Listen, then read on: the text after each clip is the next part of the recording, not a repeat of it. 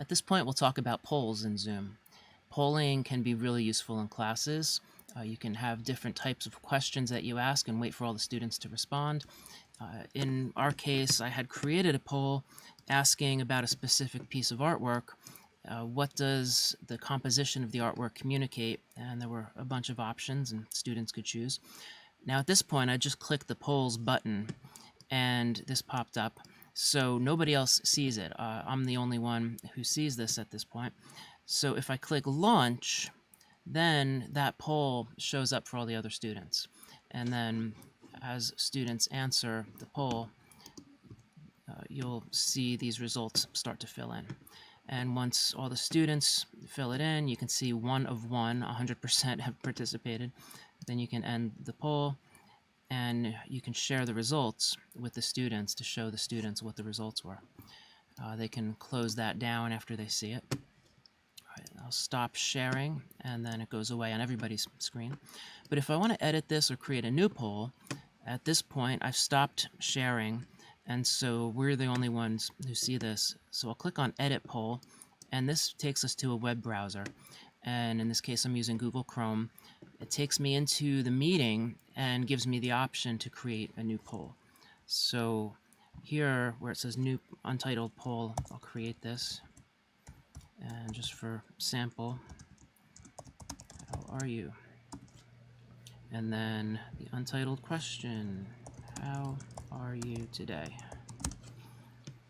Option 1,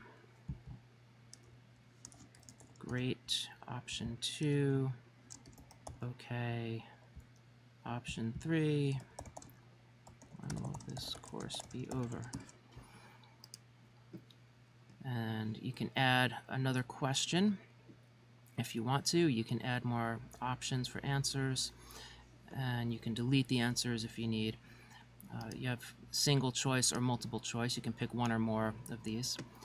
And you want the poll to be anonymous, or can you, as the instructor, tell who's doing what?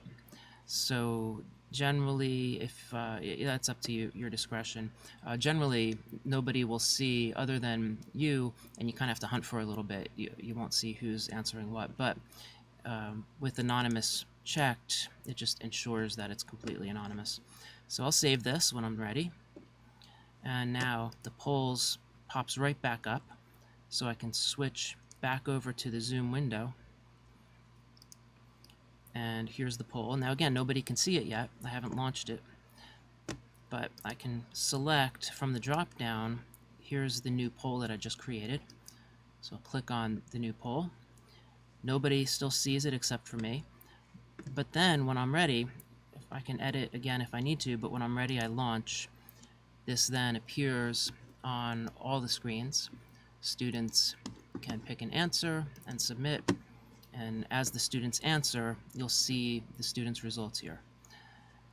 End poll, and again, you can share results if you like. And when you're done, stop sharing. All right, so that's how to use polls. Be creative with how you use them. It's a great way to keep people involved. It helps students to keep paying attention, just adds a new dynamic to the course, and can challenge people to think through some harder questions at times if it's well done.